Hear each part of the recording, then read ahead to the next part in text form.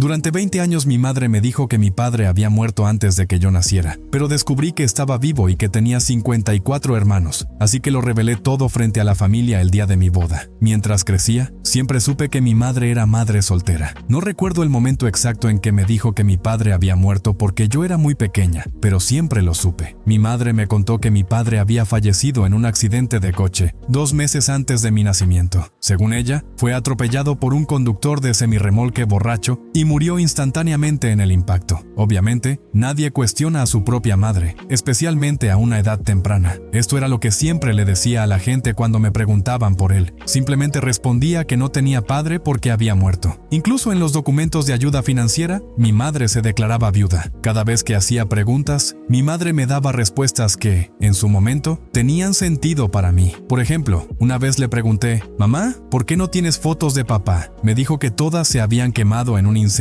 provocado por la secadora poco después de que yo naciera. Esto tenía sentido porque nos habíamos mudado a una casa nueva cuando yo era muy pequeña. Además, ¿por qué habría de cuestionar a mi madre? Intenté investigar sobre mi padre y su muerte, pero nunca encontré nada. Supuse que en aquella época no había computadoras ni internet. Más tarde, descubrí que su nombre era J. Nod, según mi certificado de nacimiento. La única razón por la que lo supe fue porque tuve que insistir para que mi madre me diera el documento cuando cumplí 16 años y necesitaba sacarme el carnet de conducir. Muchas veces intenté hacer más preguntas a medida que crecía, pero mi madre se enfadaba visiblemente cada vez que lo hacía. Finalmente, dejé de insistir porque no quería que me gritara más. Esto afectó nuestra relación, ya que nunca fuimos muy unidas. También intenté preguntar a otros familiares, pero literalmente nadie, ni siquiera mi abuela, sabía nada. Mi madre y mi abuela eran muy cercanas, así que esto me resultaba extraño. La última vez que le pregunté a mi abuela, antes de finalmente preguntarle a mi madre por última vez, me dijo, «No sé quién es tu padre ni dónde está, pero sé que tu mamá te ama». Cuando escuché esas palabras, sentí un escalofrío y supe que algo no estaba bien. A los 19 años, comencé a ver a un terapeuta después de haber sido víctima de un intento de secuestro y de ser diagnosticada con trastorno de estrés postraumático. Mi terapeuta me sugirió que me hiciera una prueba de ADN para saber más sobre mi padre. De esta forma, podría seguir investigando sin tener que preguntarle directamente a mi madre y enfadarla de nuevo. Le pedí a mi madre que pagara la prueba, ya que en ese momento yo era una estudiante universitaria sin dinero. Se enojó mucho y me gritó, diciendo que el gobierno iba a clonar mi ADN y venderlo. Nunca llegué a hacerme la prueba. A los 20 años, cerca de Acción de Gracias, mis 3 amigas y yo pasamos el día horneando galletas y charlando. En un momento de la conversación, mencioné las historias de mi pasado y la muerte de mi padre. Tenía una teoría conspirativa que me había inventado como broma sobre mi vida. Se la había contado a mi terapeuta y ahora se la compartía a mis amigas. ¿Y si mi madre tuvo una aventura de una noche con una estrella de rock y quedó embarazada de mí? Nunca pudo volver a encontrarlo, así que no pudo decírselo. Mi madre es considerada la niña de oro de sus hermanos, así que, para quedar bien con mis abuelos, les dijo que se había fugado y casado. Luego se quedó embarazada de mí y poco después mi padre murió en un accidente de coche justo antes de que yo naciera. Tendría sentido que nadie en mi familia lo conociera si fue una relación corta. Mi teoría no estaba tan equivocada. Mis amigas me dijeron que muchas de mis historias no tenían sentido y que parecían extrañas, aunque nunca antes me lo habían dicho. Ellas mismas pagaron para que me hiciera una prueba de ADN. Finalmente, me la hice, y luego enfrenté a mi madre con los resultados. Fue entonces cuando me confesó la verdad. Siempre había querido tener un hijo, pero nunca había querido casarse. Encontró una clínica de donación de esperma y se sometió a tratamientos. Tuvo 2 abortos espontáneos antes de quedar embarazada de mí, cada uno con donantes diferentes. La tercera vez, logró concebirme. El nombre J. Nod provenía del donante. No había ningún padre muerto en un accidente de coche. Todo había sido una mentira. Cuando obtuve los resultados de la prueba de ADN, la mayoría de mis coincidencias eran con primos hermanos, así que no le di mucha importancia. Lo que no sabía en ese momento era que los primos hermanos y los medio hermanos comparten una cantidad similar de ADN. Unas semanas después, una chica me envió un mensaje diciendo que era mi media hermana. Ella pudo responder todas las preguntas que siempre había tenido y que mi madre nunca pudo contestar. entender. Mis preguntas no surgieron porque estuviera disgustada por su muerte, sino porque realmente no lo sabía. La chica de los mensajes tenía razón. Era mi media hermana. Me presentó en un chat de grupo a los otros hermanos. Esto ocurrió hace 3 años, y en ese momento solo éramos 30 medio hermanos. Ahora somos 50 y esperamos que aparezcan más. Somos de todo el país, y nunca sabremos realmente cuántos somos debido a lo desordenada que está la industria de los donantes. En cuanto a nuestro padre biológico, descubrimos recientemente que está vivo. Después de años de investigación y búsqueda, mis hermanas lograron encontrar a nuestro donante a través de las pistas de la prueba de ADN. Nos hemos puesto en contacto con él y está agradecido de conocernos. Sin embargo, hemos limitado el contacto debido a su familia y, en especial, a su esposa, que es una persona difícil. Ella quiere mantener su buena reputación, como si ayudar a las familias a concebir fuera algo malo. En parte, creo que su esposa es homófoba, ya que es muy religiosa y la mayoría de los padres de nuestros hermanos son parejas del mismo sexo. Nuestro donante nunca le contó a su familia que fue donante de esperma en la universidad debido a su entorno extremadamente católico. Ojalá se lo dijera para que pudiéramos conocer a nuestros primos, tíos y abuelos, pero es poco probable que alguna vez lo haga. Rara vez nos habla, solo para felicitarnos en cumpleaños o en Navidad, pero eso es todo. Afortunadamente, pudo proporcionarnos información médica correcta y actualizada. Ha habido algunas historias de niños donantes en podcasts, pero mi historia es un poco diferente de lo que he escuchado antes. Lamentablemente, esto es común en la comunidad de niños donantes. Muchos padres mienten a sus hijos sin intención de contarles la verdad. En los años 90, nadie imaginaba que las pruebas de ADN llegarían a ser lo que son hoy en día. Edito, acabamos de encontrar 3 hermanos más. Ahora tenemos 53 y seguimos contando. Para responder preguntas comunes sobre las pruebas de ADN, aclaro que estoy en Estados Unidos, y todo lo que digo se refiere a este país. Si alguien está en otro país, tendría que investigar las leyes correspondientes. Sin embargo, algo a tener en cuenta es que Estados Unidos es uno de los países menos estrictos y realiza la menor cantidad de pruebas. La mayoría de los otros países han prohibido las donaciones anónimas, y actualmente hay proyectos de ley en América para hacer lo mismo, aunque aún están en proceso de votación. Si la esposa de nuestro donante no quiere que nos reunamos con él, me parece bien al 100%. Sin embargo, varios hermanos han pedido reunirse con nuestro donante, y ella no debería controlar todos sus movimientos. Él debería tener la libertad de decidir si quiere conocer a sus hijos biológicos o no. Mucho de lo que la sociedad nos enseña sobre la donación de esperma y óvulos está basado en una visión simplista. Muchos niños de donantes están en contra de esta forma de pensar. No se trata solo de donar y decir, adiós, estás creando vida humana. No importa si lo haces directamente o a través de una clínica, sigue siendo crear vida. Es completamente natural querer saber de dónde vienes. Pregunta a cualquier niño de donante o a alguien que haya sido adoptado y te dirá lo mismo. Incluso los niños con 2 padres amorosos y dedicados siguen sintiendo la necesidad de conocer más sobre su madre o padre biológico. Las empresas de donación de óvulos y esperma se anuncian de manera que atraen a los estudiantes universitarios, quienes necesitan dinero rápido y son demasiado ingenuos para pensar en las consecuencias a largo plazo. Sin embargo, los hijos tienen derecho a buscarlos y pueden hacerlo de manera legal después de cumplir los 18 años. Desde el punto de vista legal, las clínicas de fertilidad y donación están obligadas a proporcionar a los hijos información médica actualizada siempre que lo soliciten. Si la clínica no dispone de información reciente, debe contactar al donante para obtenerla. En nuestro caso, nuestra clínica ignoró muchas solicitudes, tanto nuestras como de nuestros padres, y no nos proporcionó la información médica actualizada que merecemos y a la que tenemos derecho. El donante también tiene derecho a saber cuántos nacidos vivos ha habido como resultado de su esperma. Nacidos vivos se refiere a cuántos bebés llegaron a término, nacieron y sobrevivieron. Algunas clínicas proporcionan información identificativa, mientras que otras no, pero nuevamente esto es cuestionable. En nuestro caso, nuestro donante quiso saberlo y preguntó muchas veces. Nuestra clínica incluso llegó a decir a los padres que no informaran sobre los nacidos vivos, y técnicamente, esto es ilegal. La razón detrás de esto era que querían vender más esperma de nuestro donante, ya que era muy popular. La clínica quería que siguiera donando para poder ganar más dinero, incluso después de que él quisiera dejarlo. La mayoría de los padres de mis hermanos confirmaron que, en sus contratos, se establecía que después de 3 nacidos vivos, el resto del esperma se retiraría o destruiría hacía para evitar un exceso de hijos por donante. Obviamente, esto no se cumplió. Como no se informó con precisión sobre los nacidos vivos, nunca sabremos realmente cuántos somos. La razón principal por la que necesitábamos encontrar a nuestro donante no era para conocerlo como una figura paterna, sino por motivos médicos. Nuestra hermana, que ahora tiene 27 años, tuvo cáncer a los 22. Afortunadamente, sobrevivió y está en remisión, pero el tipo de cáncer que padeció tiene una tasa de mortalidad muy alta. Necesitábamos saber si el cáncer provenía del lado paterno y, de ser así, qué tipo de revisiones y chequeos médicos deberíamos hacer para detectarlo a tiempo. También queríamos saber si había medidas preventivas que pudiéramos tomar. Ninguno de nosotros esperaba que nuestro donante fuera una figura paterna. De hecho, algunos de mis hermanos ni siquiera quieren conocerlo o hablar con él. Sin embargo, como Estados Unidos es el país menos estricto en cuanto a donaciones, ha habido casos de criminales que han donado cuando legalmente no deberían haber podido hacerlo. También se han dado casos de personas con enfermedades autoinmunes, problemas de salud mental u otras condiciones médicas que no fueron filtradas adecuadamente. En nuestro caso, nuestro donante debería haber sido rechazado porque tiene una condición genética hereditaria. Ahora, muchos de nosotros la padecemos y debemos vivir con sus consecuencias. Esto ocurrió porque no se le sometió a las pruebas adecuadas que la ley debería haber exigido. Los donantes potenciales deben someterse a pruebas de detección de ETS,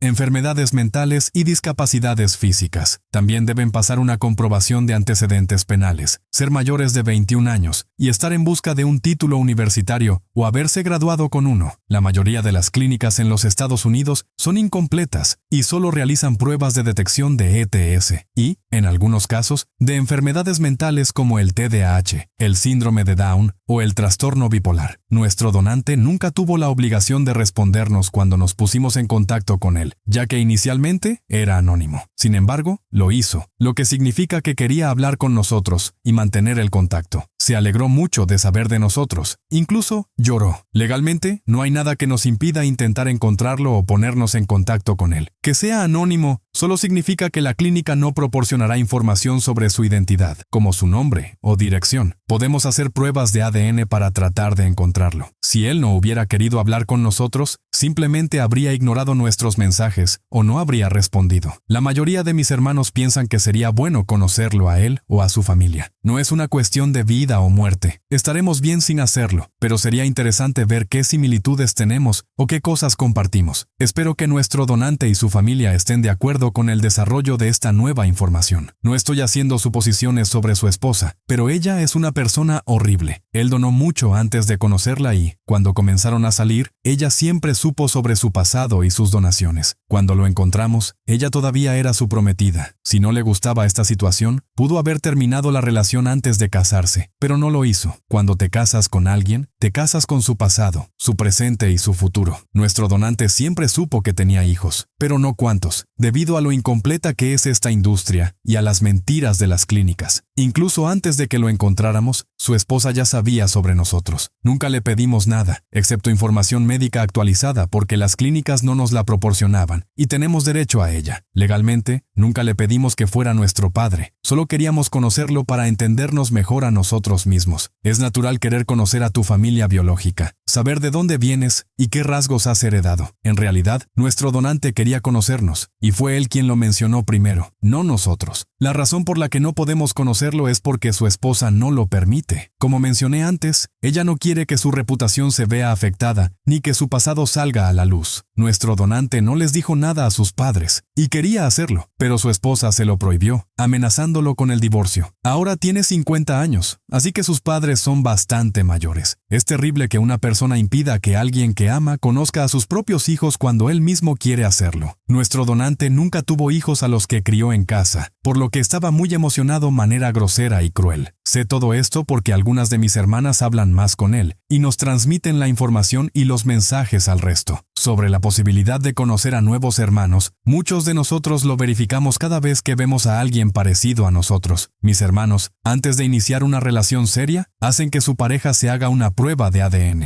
No es raro, es una medida de precaución. Lamentablemente, al descubrir que éramos tantos, e incluso que era abuelo, su esposa, en cambio, reaccionó de «es algo necesario debido a lo desorganizada y poco regulada que está esta industria». Actualización. Casi 2 años después, ahora tengo 25 años. Cuando tenía 20, descubrí que tenía 30 hermanos. Hoy, ya somos 54. Probablemente descubramos más durante las fiestas, ya que muchas personas reciben pruebas de ADN como regalo o las compran en oferta. Por desgracia, nunca sabremos realmente cuántos somos, ya que la industria de los donantes es poco transparente y no lleva registros precisos de los nacidos vivos, lo que les permite vender más. Me casé en septiembre y 4 de mis hermanas fueron mis damas de honor, además de que uno de mis hermanos asistió. La mayoría de ellos condujeron entre 7 y 13 horas, y algunos incluso cruzaron el país en avión para estar allí el fin de semana de la boda. Esta experiencia era algo con lo que nunca había soñado de pequeña, pero estoy muy feliz de haber compartido mi gran día con mis hermanos a mi lado. Mis amigos, quienes me regalaron la prueba de ADN que mencioné en mi publicación original, también asistieron a la boda y conocieron a mis hermanos por primera vez. Fue un momento surrealista. Ahora, el verdadero té de la noche. Mi familia no tenía ni idea de nada de esto. Literalmente, nadie sabía. Mi boda fue, en cierto sentido, mi debut con respecto a los secretos que mi madre había guardado durante tanto tiempo. Me cansé de cargar con su secreto porque nunca fue mío. El programa de la boda incluía los nombres de mis hermanos, etiquetándolos como hermano de la novia o hermana de la novia. Mi madre se negó a dar un discurso en la boda. Le mencioné que lo normal es que uno de los padres hable y que el padre del novio iba a hacerlo, pero aún así se negó. Así que le dije que mis hermanas lo harían, y le pareció bien, pero no sé qué esperaba que dijeran, ya que tampoco iban a mentir por ella. Primero me preguntaron si estaba bien hablar sobre los hermanos y cómo nos conocimos, a lo que respondí que me parecía perfecto. Durante los discursos fue como soltar una bomba y luego marcharse. Pude haberme sentado con unas palomitas, literalmente, porque teníamos palomitas como aperitivo para el cóctel, y ver cómo se desarrollaba el espectáculo. Mis 3 hermanas dieron un discurso juntas, y fue una de las cosas más divertidas que he oído nunca. Hablaron de cómo todas nos hicimos las pruebas de ADN y de cómo me encontraron. Las caras de mis tías, tíos y primos mayores no tenían precio. Estoy muy contenta de que tuviéramos un camarógrafo y de que pronto nos entreguen la grabación. Estaban en estado de shock e incredulidad. Sus reacciones fueron casi tan divertidas como el propio discurso. Fue increíble poder hablar abiertamente sobre mi vida. Por supuesto, después noté muchos cuchicheos y miradas extrañas, pero eso ya no era problema mío. Por suerte, mi narcisista madre consiguió mantener la compostura durante la boda. Claro, porque tiene que mantener una fachada ante el mundo. Sin embargo, la semana siguiente, cuando volvimos a casa, se portó fatal conmigo, como suele hacerlo casi siempre. En última instancia, creo que valió la pena al 100% y lo volverían a hacer 1.000.000 de veces. La verdad siempre sale a la luz. Desde que encontramos a nuestro donante y mantenemos cierto contacto con él, le envié fotos de los hermanos y de mí en la boda. Se alegró mucho por nosotros, nos deseó lo mejor y dijo que todos estábamos guapísimos. Yo le contesté, muchas gracias. Supongo que tenemos buenos genes. Mi amiga y yo conocimos a Mogen y Lowen, 2 de mis hermanas, en un concierto en vivo, y decir que fue uno de los mejores momentos de mi vida es quedarse corto. Fue un viaje difícil llegar hasta aquí, pero gracias a todos por el amor y el apoyo a lo largo del camino. Edición, una cosa que olvidé mencionar. No es súper importante, pero es graciosa. Una de mis hermanas y yo venimos de la misma clínica. Nos llevamos solo unos meses de diferencia, así que probablemente nuestras madres se cruzaron en la clínica, porque no era una ciudad muy grande. Cuando la conocí, sentí como si ya la conociera. Bromeé diciendo que era porque ya nos habíamos encontrado antes, en el estante de la clínica, sobre por qué nuestro donante de esperma no debería haber donado tanto. Haber encontrado más de 50 hermanos no es culpa suya en absoluto. Como ya he dicho, la industria es muy sospechosa. Muchos de nuestros hermanos también son gemelos o trillizos, ya que cuando se utilizan métodos de FIV, implantan varios embriones para aumentar la probabilidad de que al menos uno nazca vivo. Nuestro donante quería dejar de donar, pero las enfermeras, casi de forma amenazadora, le dijeron que tenía que volver porque era muy popular. Era un joven universitario tonto y probablemente no pensó en las repercusiones. Por eso, cuando veo carteles en los campus universitarios promoviendo la donación de esperma, lo odio. Otra razón por la que somos tantos es porque nuestro banco de esperma cerró. No está claro si la empresa quebró o simplemente cerró por otro motivo, pero cuando lo hizo, todas las donaciones se almacenaron y se enviaron a todo el país. Básicamente, las reglas dejaron de existir en ese momento. En realidad, no hay leyes que regulen el sector, solo directrices. Creo que el límite recomendado es de 15 nacimientos vivos por cada 15,000 personas, pero de nuevo, no es una ley, solo una sugerencia. La mayoría de los bancos no siguen esta recomendación porque solo les importa el dinero. No es una industria regulada por la FDA, aunque debería estarlo. En cuanto a si el donante de esperma de OP siguió donando o no, dejó de hacerlo hace mucho tiempo, pero el esperma puede permanecer congelado durante décadas. Hay estudios que muestran que puede seguir siendo viable incluso después de más de 30 años.